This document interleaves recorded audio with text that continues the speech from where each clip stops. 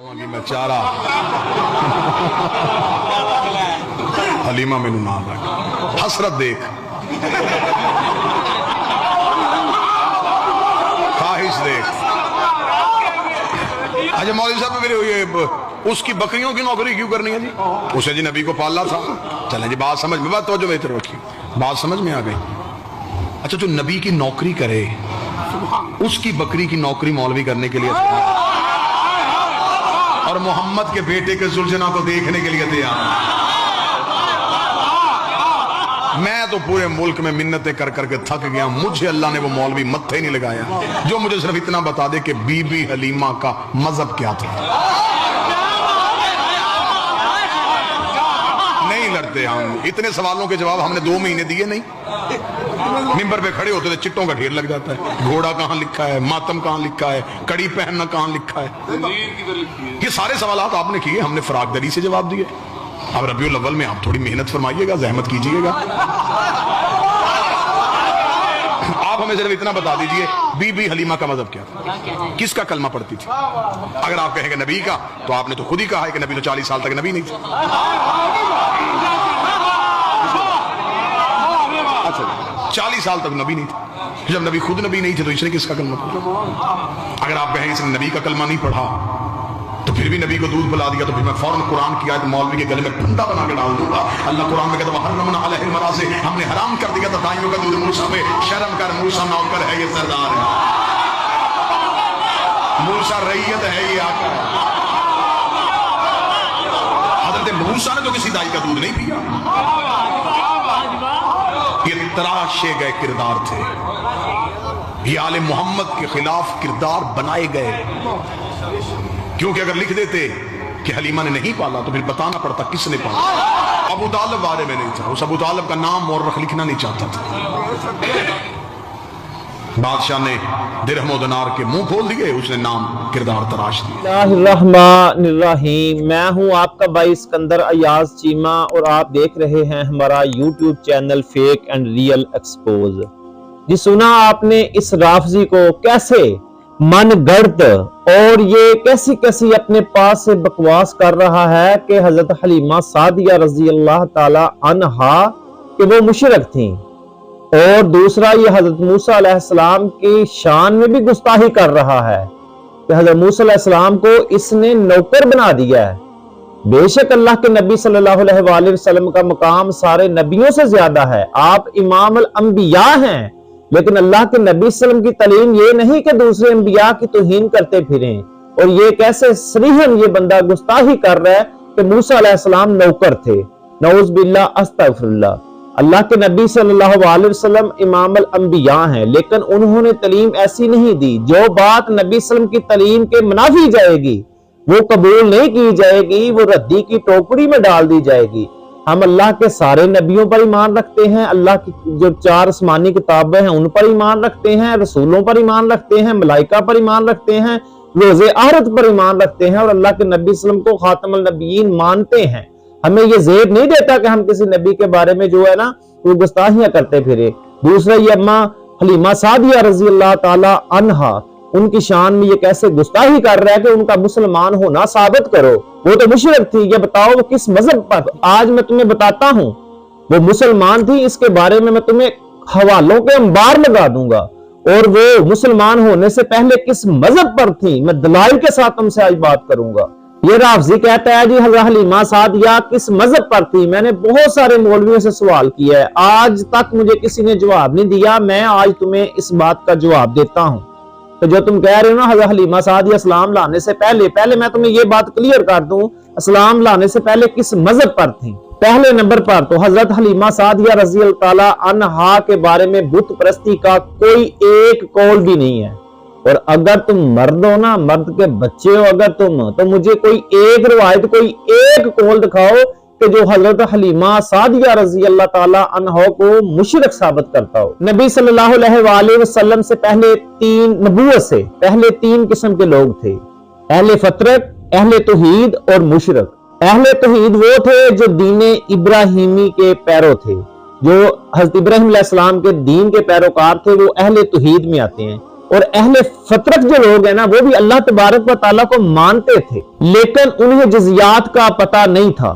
اور تیسری قسم کے لوگوں میں مشرک لوگ تھے، یعنی کہ اہل توحید، اہل فطرت اور اہل مشرک۔ چونکہ حضرت حلیمہ سعدیہ رضی اللہ تعالیٰ عنہا کے بارے میں مشرک ہونے کی کوئی ایک روایت، کوئی ایک دلیل بھی نہیں ملتی، تو معلوم یہ ہوا کہ حضرت حلیمہ سعدیہ رضی اللہ تعالیٰ عنہا یا اہل فطرت میں سے تھی یا اہل توحید میں سے تھی، یعنی وہ نبی صلی اللہ علیہ وسلم کی نبوت سے پہلے حضرت حلیمہ سعدیہ وہ دین ابراہیمی کی پیروکار تھیں۔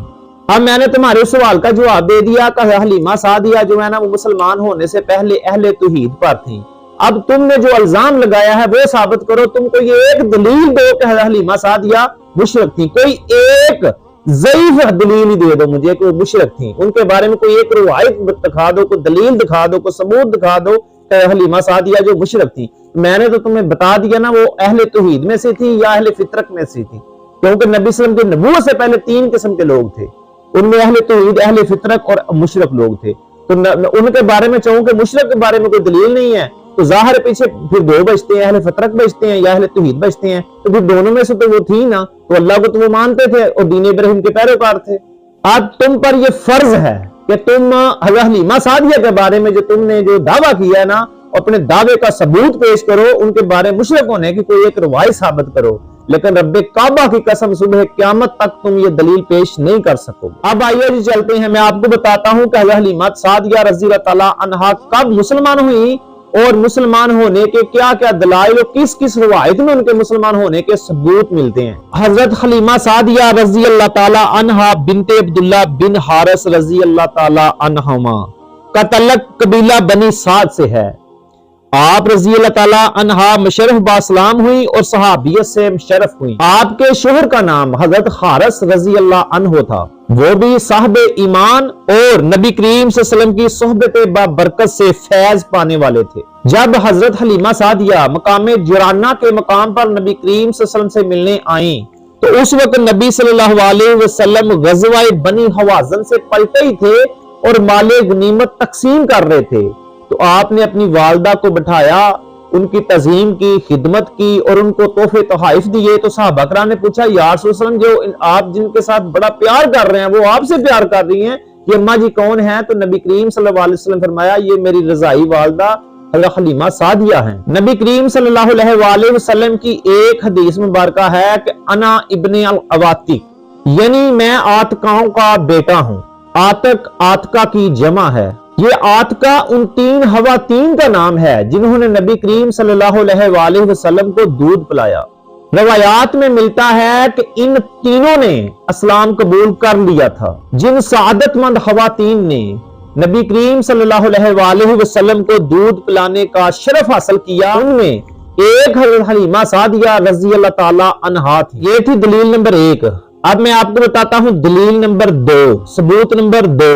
حافظ ابن حجر اسقلانی نے الاصابہ میں حضرت حلیمہ سعدیہ رضی اللہ تعالی عنہا کو صحابیات میں شمار کیا ہے۔ ثبوت نمبر 3، زاد المعاد فی ہدی حیر العباد میں ابن قیم جوزی نے لکھا ہے کہ صحیح اور راجح قول کے مطابق حضرت سیدنا حلیمہ سعدیہ نے اسلام قبول کر لیا تھا۔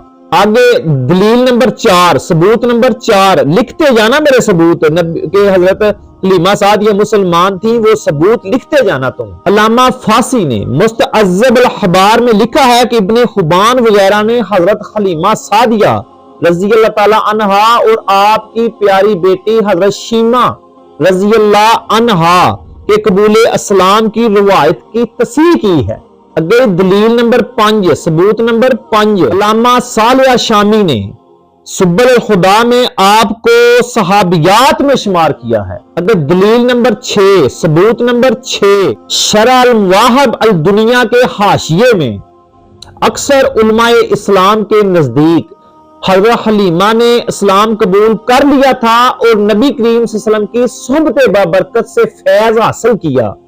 خلاصہ یہ ہے کہ ابن حبان، ابن عبد البر، حافظ مغلطائی، حافظ ابن حجر، علامہ شافی صالح وغیرہ جمہور علماء کرام کے نزدیک صحیح اور راجح یہ ہے کہ حضرت حلیمہ سعدیہ مشرف باسلام ہوئی اور نبی کریم صلی اللہ علیہ وسلم کی صحبت پائی۔ اب میں نے ثابت کر دیا کہ حلیمہ سعدیہ کس مذہب سے تعلق رکھتی تھی اور ان کے مسلمان ہونے کے دلائل بھی دے دیے۔ اب میرا تم پر یہ قرض ہے کہ تم کو یہ ایک دلیل دو حلیمہ سعدیہ کے مشرک ہونے کی۔ اگر یہ دلیل نہ دے سکو تو اللہ کے حضور معافی مانگنا جو تم نے حضرت موسیٰ علیہ السلام کی گستاخی کی ہے اور آقا کریم صلی اللہ علیہ وآلہ وسلم کی رضائی پیاری والدہ ماجدہ کے بارے میں جو تم نے جو گستاخی کی ہے، جو تم نے الزامات اور بہتان لگائے ہیں۔ اللہ تبارک و تعالیٰ نے اپنے نبی صلی اللہ علیہ وآلہ وسلم کے نور کو پاک پشتوں سے پاک پشتوں میں منتقل کیا ہے، اور نبی صلی اللہ علیہ وآلہ وسلم کی نسبت جس کسی چیز سے بھی ہوگی اور وہ نور سے آشکارا ہو گئی۔ اور تم شرم کرو، تم رسول اللہ صلی اللہ علیہ وسلم کی رضائی والدہ پر بت پرستی کا جو الزام لگا رہے ہو، جنہوں نے آقا کریم صلی اللہ علیہ وآلہ وسلم کو دودھ پلایا۔ اب اے رافضی سن، تیرے اندر کی پلیتی کو صرف میں جانتا ہوں۔ تو کہتا ہے نا کہ حضرت حلیمہ سعدیہ کو شامل کر کے جو ہے جناب ابو طالب کی جو خدمات کو بیچ سے نکال رہے ہیں، ایسا ہرگز نہیں، تو سمجھتا ہے لیکن ایسا ہرگز نہیں ہے۔ نبی کریم صلی اللہ علیہ وآلہ وسلم جب حضرت ابو طالب کے پاس آئے نا، تب آپ کی عمر کتنی تھی؟ 8 برس۔ اور جب حضرت حلیمہ سعدیہ کے پاس گئی تو ولادت سے مین کے 2-3 سال ادھر رہے، ولادت کے فوراً بعد۔ تو تب آپ سرکار صلی اللہ علیہ وآلہ وسلم جناب ابو طالب کے پاس نہیں تھے، کیونکہ جناب ابو طالب کے پاس آپ آئے 8 برس کی عمر۔ ہم تو اس چیز کا توازن ہی نہیں کرتے، کیونکہ جب جناب ابو طالب کے پاس سرکار آئے تب 8 ہجری کی بات ہے، اور اماں حلیمہ سعدیہ کے پاس وہ تو ولادت سے فوراً بعد کی 2-3 سال کی بات ہے۔ اللہ تبارک و تعالی حضرت حلیمہ سعدیہ رضی اللہ تعالی عنہا کی قبر مبارک پر ہزاروں کروڑوں رحمتیں نازل کرے، اور اللہ تبارک و تعالی ان جاہل لوگوں کو راہ ہدایت نصیب فرمائے، اور اللہ تبارک و تعالی ہم سب کو دین میں سمجھ عطا کرے۔ ہماری اگلی ویڈیو آنے تک اپنا، اپنے دوستوں کا، اپنے پیاروں کا بہت خیال رکھیں۔ اللہ حافظ۔